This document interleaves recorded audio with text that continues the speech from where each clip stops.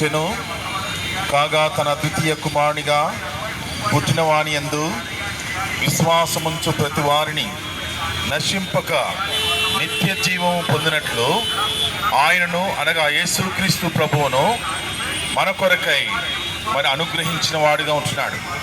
ప్రియమైనటువంటి దేశీయులారా, మీ కొరకై ఈ దినమున ఒక శుభ సమాచారము తీసుకొని రావాలని మేము ఆశిస్తూ ఉంటున్నాము. ఆ శుభ సమాచారం ఏంటి అంటే, మానవుడు ఎంతో తన యొక్క జీవితంలో సాధించాలి అని ఎంతో తపన పడుతూ ఉంటున్నాడు. తన యొక్క కుటుంబం కొరకు, తన యొక్క పోషణ కొరకు ఎంతో కష్టపడి పనిచేస్తూ ఉంటున్నాడు. అంత మాత్రమే కాదు, కొంతమంది అనేకమైనటువంటి దుర్వ్యాపారం, అనేకమైనటువంటి వ్యసనాలలో వాళ్ళు జీవిస్తూ కుటుంబాన్ని, తన యొక్క పిల్లలను ఎంతగానో నిర్లక్ష్యం చేసేవారిగా ఉంటున్నారు. తన యొక్క దేహమును కూడా నిర్లక్ష్యం చేసుకునేవాడిగా ఉంటున్నాడు మానవుడు. మానవునిలో ఈ యొక్క శరీరము, ప్రాణము, ఆత్మ కలిగిన వాడిగా ఉంటున్నాడు. ఈ యొక్క శరీరం కొరకు ఎంతో కష్టపడి పనిచేస్తూ ఉంటున్నాడు. మంచి ఆహారం తింటున్నాడు, మంచి వస్త్రాలను ధరిస్తుంటున్నాడు, మంచి వైద్యమును అనారోగ్య పరిస్థితి వచ్చినప్పుడు మంచి హాస్పిటల్లో చూయించుకుంటున్నాడు. కానీ మానవునిలో ఉన్నటువంటి ఆత్మ కొరకై జాగ్రత్త పడేవాడిగా లేడు. మానవునిలో ఉన్నటువంటి ఆత్మ విషయమై పట్టింపు లేని వాడిగా ఉంటున్నాడు. ఎందుకంటే తనకు తెలియజేసే వాళ్ళు ఎవరు లేరు. చెప్పినా కూడా సత్యాన్ని చెప్పినప్పుడు గ్రహించలేనటువంటి వాడిగా ఉంటున్నాడు మానవుడు. దేవాది దేవుడు నిన్ను నన్ను ప్రేమిస్తున్నాడు. ఎందుకంటే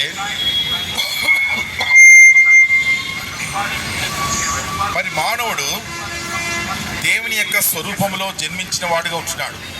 దేవుడు మానవుని తన స్వరూపములో, తన పోలికగా మానవుని సృష్టించిన వాడిగా ఉంటున్నాడు. అందునిమిత్తమే దేవుడు మానవుని ఎంతగానో ప్రేమిస్తూ ఉంటున్నాడు, ఎంతగానో కాపాడుతూ ఉంటున్నాడు. అనేకమైనటువంటి ఉపద్రవాలు, భూకంపాలు, అనేకమైనటువంటి రోగాలు వస్తున్నప్పటికీ కూడా నీవు నేను ఈ లోకంలో ఇప్పుడు జీవించి ఉన్నామంటే ఇది దేవుని యొక్క కృప, దేవుని యొక్క ప్రేమ, దేవుని యొక్క కరుణను బట్టి మనము బ్రతికి ఉంటున్నాము ఇప్పుడు. కాబట్టి దేవుని యొక్క ప్రేమను మనము గుర్తించవలసిన వారుగా ఉంటున్నాము. ఎంతోమంది ఈ దినమును చూడలేక గతించిపోయిన వారుగా ఉంటున్నారు. కానీ ఈరోజు మనము బ్రతికి ఉన్నామంటే ఇది దేవుని యొక్క ఉద్దేశమై ఉంటున్నది. దేవుడు మన పట్ల ఎంతగానో ప్రేమను కనపరుస్తుంటున్నాడు. ఎట్లనగా మనం ఇంకనూ పాపులమై ఉండగానే దేవుడు మన పట్ల తను ఓర్చుకుంటూ భరిస్తూ ఆయన మన కొరకై ఎదురు చూస్తున్న వాడిగా ఉంటున్నాడు.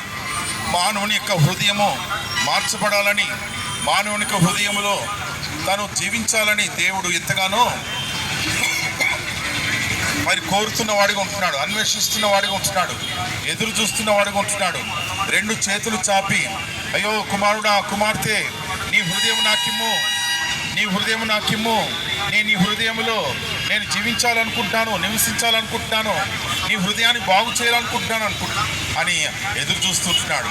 కానీ మానవునిక హృదయము దేనితో నిండిందంటే ఈ యొక్క చెడ్డ వాటితో నిండిపోయినవిగా ఉంటున్నవి. పొగాకు, త్రాగుడు, ఎంతో దొంగతనంతో, ఆల్కహాల్తో, గ్యాంబ్లింగ్తో, ఎంతో చెడు అయినటువంటి ప్రవర్తనతో, వ్యసనాలతో, వ్యభిచారంతో, దొంగతనములతో, అబద్ధములతో, మోసములతో, కామ వికారముతో మానవుని యొక్క హృదయము అనేకమైనటువంటి చెడ్డ వాటిని కలిగి ఉంటూ చెడు ఉద్దేశములు, చెడు తలంపులు, చెడు ఊహలు కలిగిన వాడుగా జీవిస్తున్నాడు. ఒకే కుటుంబంలో 10 మంది ఉంటే 10 మంది యొక్క ఆలోచన విధానము ఎంతో భిన్నముగా ఉంటున్నది. కాబట్టి దేవుడు ఏమంటాడంటే, నా కుమారుడా, నా ఎదుకురా, నేను నిన్ను బాగు చేస్తాను, నిన్ను స్వస్థపరుస్తాను, నిన్ను క్షమిస్తాను, నా రక్తముతో నిన్ను కడిగి పవిత్రపరుస్తాను, నీ పాపములన్నిటిని కూడా పరిహరించేస్తాను, నిన్ను నీ నా కుమారుడిగా చేసుకుంటాను నిన్ను నా కుమార్తెగా చేసుకుంటాను అని మరి దివారాత్రులు ఆయన మన కొరకై ఎదురు చూస్తున్న వాడిగా ఉంటున్నాడు, అన్వేషిస్తున్న వాడిగా ఉంటున్నాడు. ప్రియమైన వారులారా, మనకు మంచి హృదయం ఇవ్వాలని దేవుడు కోరుతుంటున్నాడు, మనకు మంచి జీవితాన్ని ఇవ్వాలని కోరుకుంటున్నాడు. ఎలాంటి జీవితం అంటే ఇక్కడ ఉంది చూడండి, ట్రీ ఆఫ్ రైచియస్నెస్, మరి self control, holiness, goodness, good works, faith, peace, kindness, meekness, joy, patience, love, మరి రైచియస్నెస్, ఇవన్నీ కూడా మరి దేవుడు మనకు పరిశుద్ధతనివ్వాలని, మరి నీతిని ఇవ్వాలని దేవుడు ఎంతగానో కోరుకుంటున్నాడు. తన యొక్క శాంతిని ఇవ్వాలని కోరుకుంటున్నాడు, తన యొక్క సమాధానం ఇవ్వాలని దేవుడు ఆశిస్తుంటున్నాడు. అందునిమిత్తమే దేవాతి దేవుడు మన కొరకై, మానవుల కొరకై తన కుమారుని, తాను ప్రేమించినటువంటి ఏక కుమారుని ఈ లోకానికి పంపించిన వాడిగా ఉంటున్నాడు. పంపించి ఆయన చిందించినటువంటి పరిశుద్ధ రక్తం ద్వారా మానవునికి విడుదల అనుగ్రహించాలని, అనగా చెడు ప్రవర్తన నుంచి, చెడు హృదయాల నుంచి విడుదల, చెడు ప్రవర్తన నుంచి విడుదల, చెడు జీవితం నుంచి విడుదల అనుగ్రహించి మంచి జీవితాన్ని ఇవ్వడానికే యేసుక్రీస్తు ప్రభు ఈ లోకానికి అనుగ్రహించిన వాడిగా ఉంటున్నాడు. చాలా మంది ఏమనుకుంటారంటే ఇది ఏదో మతము అనుకుంటుంటారు. ఇది మతము కాదండి, ఇది మార్గము, పరలోక రాజ్యానికి చేర్చేటువంటి మార్గము, దేవుని యొక్క మరి స్థలమునకు చేర్చేటువంటి మార్గము, స్వర్గానికి చేర్చేటువంటి మార్గము, ఆ యొక్క భగవంతుని దగ్గరికి చేర్చేటువంటి మార్గమై ఉంటున్నది. భగవంతుని ఎవరు కూడా చూడలేదు, ఆ యొక్క దేవుని ఎవరు చూడలేరు, దేవుని చూసి ఎవరు కూడా బ్రతకలేరు.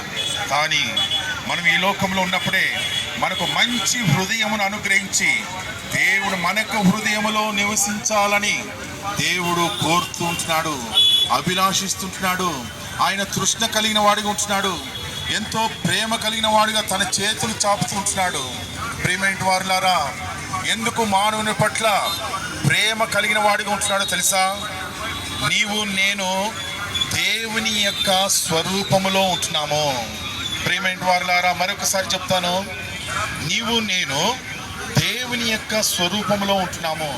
అందు నిమిత్తమే దేవుడు మనల్ని ప్రేమిస్తూ ఉంటున్నాడు, దేవుడు మనల్ని కాపాడుతుంటున్నాడు, మనకు మంచి జీవితం ఇవ్వాలని దేవుడు కోరుతుంటున్నాడు, మంచి హృదయముని ఇవ్వాలని దేవుడు కోరుతుంటున్నాడు. ఎందుకంటే మనం ఆయన పోలికగా, ఆయన స్వరూపంలో మనము జీవించుంటున్నాము, ఆయన పోలికగా మనము జన్మించిన వారముగా ఉంటున్నాము. దేవుడు మనల్ని ఆయన స్వరూపంలో మనల్ని ఈ లోకానికి పంపించిన వాడిగా ఉంటున్నాడు. అయ్యో మానవుడు, నా స్వరూపంలో ఉన్నటువంటి మానవుడు, నా పోలికగా జన్మించినటువంటి మానవుడు నరకానికి వెళ్ళిపోతుంటున్నాడు.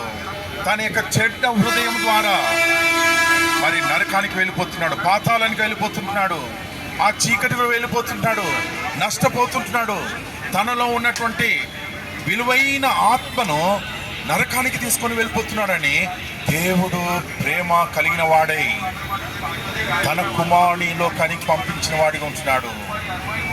తన యొక్క కుమారుడు చిందించినటువంటి పరిశుద్ధ రక్తము ద్వారా మనకు విడుదల అనుగ్రహిస్తుంటున్నాడు. ఎవరైతే యేసు ప్రభు దగ్గరికి వచ్చి, ప్రభువా నేను పాపిని, నా యొక్క చెడు హృదయము తొలగించు, నేను చెడు హృదయంతో ఉన్నాను, చెడు తలంపులతో ఉన్నాను, దొంగతనం యొక్క ఉద్దేశంతో ఉన్నాను, వ్యభిచారంలో ఉన్నాను, త్రాగుడుకు బానిసై ఉంటున్నాను, నేను చెడ్డవాటిని చేస్తూ నేను చెడ్డ పేరు కలిగిన వాడిగా ఉంటున్నాను, నా హృదయంను మార్చయ్యా, నన్ను క్షమించయ్యా అని ఎవరైతే వేడుకుంటారో వారిని క్షమించడానికి సిద్ధముగా ఉంటున్నాడు. ప్రియమైన వారులారా, మనకు మంచి హృదయం అనుగ్రహించి మనం ఈ లోకంలో మనం ఆశీర్వదింపబడాలని దేవుడు కోరుతూ ఉంటున్నాడు. మనం ఈ లోకంలో సుఖ సంతోషాలతో జీవించాలని దేవుడు కోరుతూ ఉంటున్నాడు. మనం ఈ లోకంలో ఆశీర్వదింపబడతాము, పరలోక రాజ్యంలో కూడా మనం ఆశీర్వదింపబడాలని దేవుడు కోరుతూ ఉంటున్నాడు. మనం ఈ లోకంలో మనము ఎంతో సంతోషంగా జీవించాలని దేవుడు కోరుతూ ఉంటున్నాడు. కానీ మానవులు వారి యొక్క చెడు హృదయాన్ని బట్టి వారు ఎన్నో కష్టాలు కొని తెచ్చుకుంటున్నారు, ఎంతో ఇబ్బందులు పాలైపోయి ఎన్నో మరి పరిస్థితులను ఎదుర్కొంటున్నారు. మరి దేవునికి దూరస్తులుగా అయిపోతుంటారు, తన కుటుంబాన్ని మరి ఎంతో కష్టాలు పాలు చేస్తున్న వాడిగా ఉంటున్నాడు మానవుడు. ఎందుకనగా మానవునిలో ఉన్నటువంటి చెడు యొక్క ప్రవర్తన బట్టి, చెడు ఉద్దేశాలు, చెడు ఆలోచనలు బట్టి మానవుడు దేవుని ఎద్దకు రాలేకపోతున్న వాడిగా ఉంటున్నాడు. దేవుని ఎద్దరికి వస్తే ఈ యొక్క చెడు అలవాటు మానేయాలి. దేవుని ఎదురుకు వస్తే నేను నీతిగా ఉండాలి, నాకు నీతి వద్దు, నాకు పాపమే కావాలి, నేను పాపంలో జీవిస్తాను, పాపమే బాగుందని అనుకుంటూ ఆ పాపంలోనే కొనసాగుతూ వారి జీవితాలను నష్టపరుచుకుంటున్న వారిగా ఉంటున్నారు. ఆ యొక్క నరకానికి వెళ్ళిపోతుంటున్నారు. ఆ నరకం నుంచి, నరక శిక్ష నుంచి తప్పించడానికే మరి ఈ వార్తను మీకు వినిపింపజేస్తుంటున్నాము. ప్రియమైన వాళ్ళారా, మా దగ్గర ఉన్నటువంటి బైబిల్స్ తీసుకోండి, మా దగ్గర ఉన్నటువంటి కరపత్రికలు తీసుకోండి, మా దగ్గర ఉన్నటువంటి లిటరేచర్ తీసుకోండి, చదవండి. మీకు ఏ భాషలో కావాలన్నా ఆ భాషలో ఉంటున్నది. మరి భారతదేశంలో ఉన్న ప్రతి భాషలో కూడా ఈ యొక్క వాక్యమును ముద్రించబడినదిగా ఉంటున్నది.